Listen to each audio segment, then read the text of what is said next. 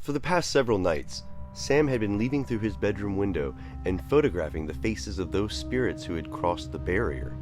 Sam peered outside his window and into the forest not a half-mile away from his home. A dozen or more soft glowing lights moved through the trees like phantom fireflies. Tonight was going to be a good night, Sam thought to himself. The spirits never bothered Sam, and they hardly seemed bothered by his presence either. Another strange difference between these spirits and the ones Sam had become accustomed to. Sam found the relic from his past hanging in its place of honor on his wall, a tattered wooden baseball bat that had somehow survived the explosion all those years ago.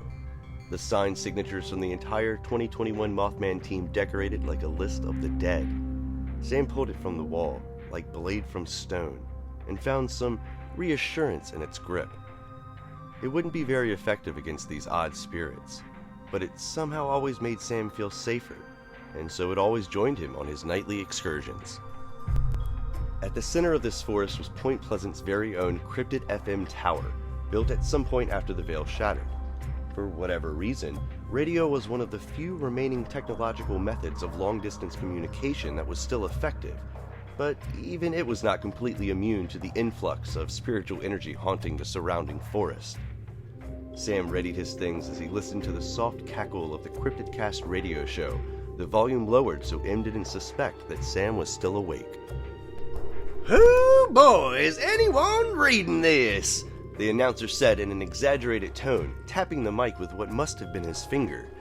1, 2, and 3, testing, ha! How's it going tonight, ladies, gentlemen, and cryptids? This is Cyril, your lovely and dedicated host, coming to you live from the center of paranormal activity, Point Pleasant, West Virginia. Woo! A spooky theme song, undoubtedly created by Cyril's son, a budding musician of 15 that Sam had seen lurking the hallways of their school trying to sell Cryptidcast merch, began to fill Sam's room. The greatest apologies for the static. It seems the station has its own fresh batch of groupies outside, mucking with the reception. Sam opened the window, breathed the night air in deeply, and quietly began his descent. He also brought his hand radio with him, as listening to Cryptidcast as he himself went to hunt its surrounding forest was part of the recent ritual. Well, for those who can hear me, we got a lot to cover tonight. First up, we got another Mothman sighting. That's right, folks, our very own Point Pleasant mascot and the cause of two of the most horrific events in this city's history. That bastard has been sighted 7 different times in as many days all over West Virginia. Sam moved quickly and with purpose, and after doing this for nearly 2 weeks, the half-mile between his house and the edge of the forest passed in a blink of an eye. Tonight would be different. Once he was past the streetlights that flickered every so often from the same spiritual energy that made his radio crackle, Sam relaxed. He turned up the volume on his radio as it battled the fact that Sam was getting closer to both the source of the signal and its interference. And later tonight, we'll be joined by Quimblee's Professor of Mothman Studies and Affairs, Professor Billinge. He will be phoning in, and I'm doing air quotes, believe me, using a spell, so hopefully we won't have too much interference on his end. Before that, though, a quick word from our sponsor, Hodag O's, a nutritious all-natural breakfast cereal with real forest greens. And what better way to wash down Hodag O's than with our second sponsor, Minnesota, the coldest beverage. Still only halfway to the edge of the forest, Sam stopped and almost tripped over his own feet. The number of spirits flittering between the trees had multiplied. Now it seemed as though there were hundreds, as if all the spirits that had slipped through the barrier in the previous weeks and then disappeared by morning had converged at that same spot with a single purpose. And they were moving faster than he had ever seen them move, and seemingly in unison. Sam scrambled to get his camera out. And then the night turned into day.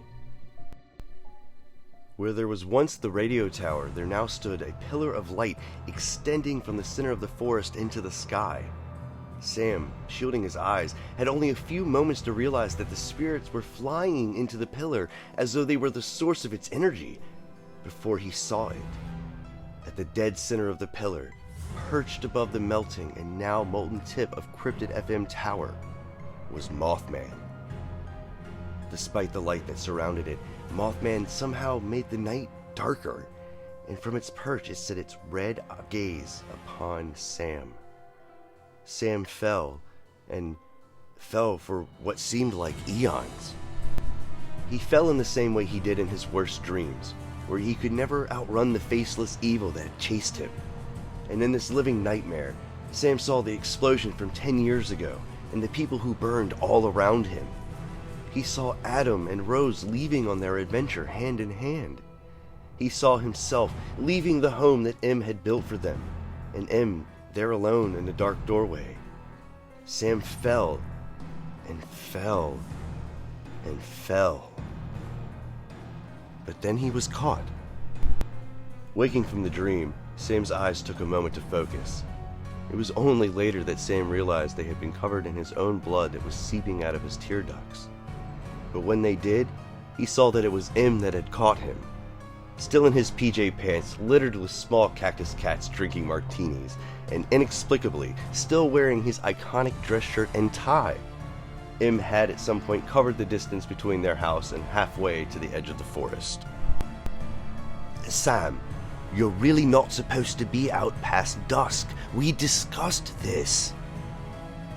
"Yeah, really sorry about that, M." Sam's throat felt though as he had been screaming for hours, and for all he knew, he had been. "That's quite all right. Are you okay?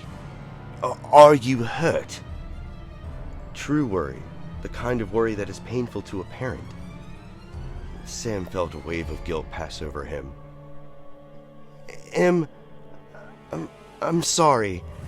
I didn't mean to put anyone in danger. I just wanted to take..." "That's enough. It doesn't matter, Sam. Just focus on me," M said with a strained voice. And then Sam remembered.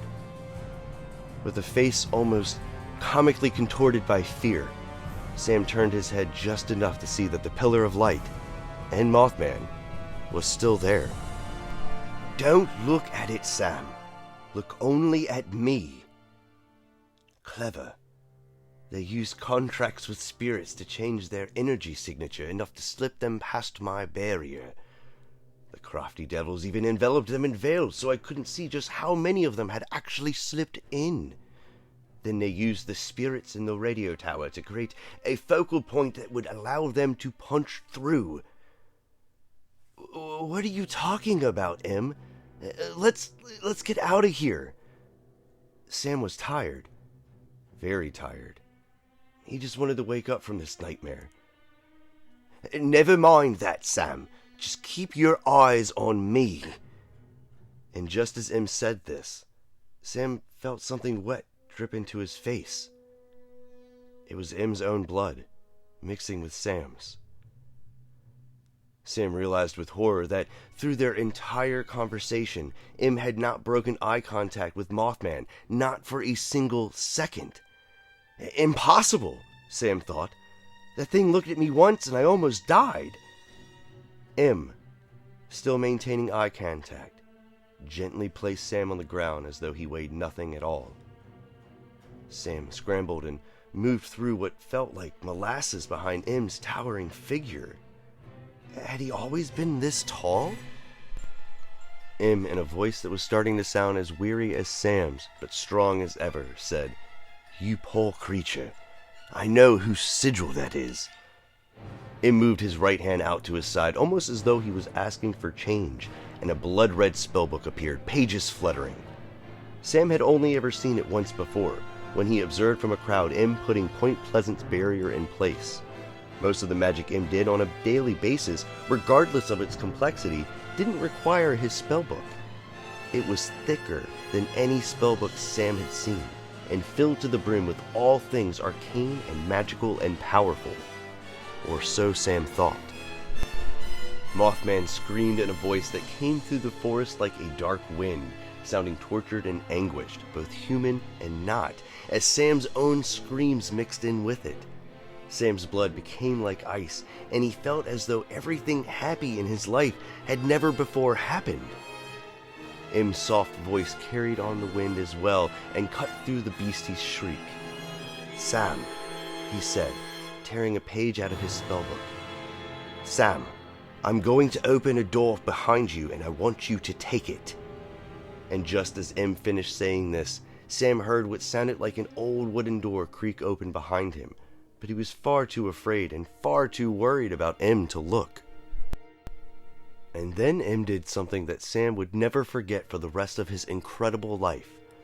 M broke eye contact with Mothman, who immediately leapt from his perch, almost as though it was M that was keeping him there, and turned to face Sam with a smile.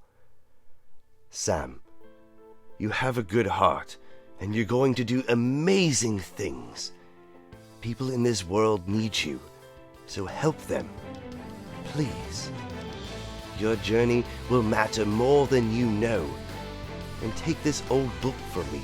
I only need one last spell from it," M said with a laugh, holding the page of the spellbook he had torn out moments before, waving it side to side. And then, almost playfully, M gave him a little push, and Sam was once again falling.